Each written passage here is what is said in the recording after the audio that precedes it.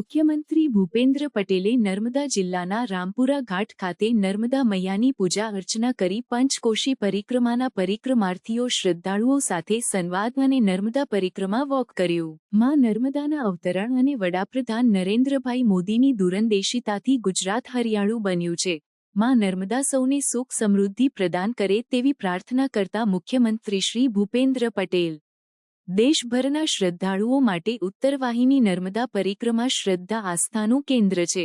શ્રદ્ધાળુઓ માટે ઊભી કરાયેલી સુવિધાઓને કાયમી ધોરણે પ્રસ્થાપિત કરવાની નેમ વ્યક્ત કરતા મુખ્યમંત્રીએ પવિત્ર યાત્રાધામ વિકાસ બોર્ડ અને નર્મદા જિલ્લા વહીવટી તંત્ર દ્વારા રામપુરા ઘાટ ખાતે પરિક્રમાર્થીઓ માટે ઊભી કરાયેલી સુવિધાઓ, સખી મંડળના સ્ટોલ અને સીસીટીવી કંટ્રોલ રૂમનું નિરીક્ષણ કર્યું।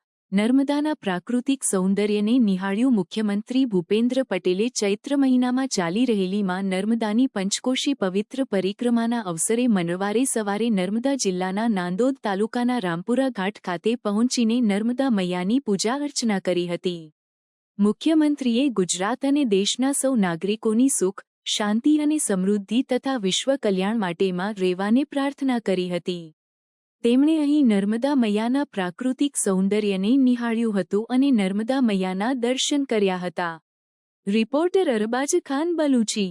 પરિક્રમા એટલાય વડી માં નર્મદાને અમે પૂજા અર્ચના કરી છે તો ગુજરાતની દરેક જનતા વતી અને સૌ ગુજરાત ભરમાંથી અને हाल है हमारा 4 बार हम आए और हमने 4 दिन ओंकारेश्वर में भी लगाए। 6 दिन એ ભાઈઓ ચૈત્ર મહિનામાં આ પરિક્રમા કરે છે। આ પહેલી વાર પરિક્રમા કરવા આવી, બહુ મજા આવી।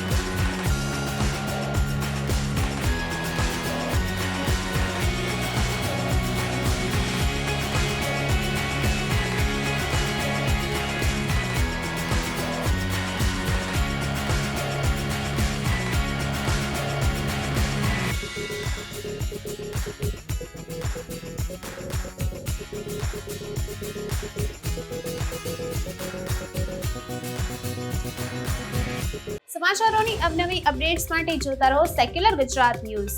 સાથે સેક્યુલર ગુજરાત ન્યૂઝ ચેનલને લાઇક, શેર અને સબસ્ક્રાઇબ કરો અને બેલ આઇકોન દબાવીને સમાચારોની ઝડપી માહિતી મેળવો।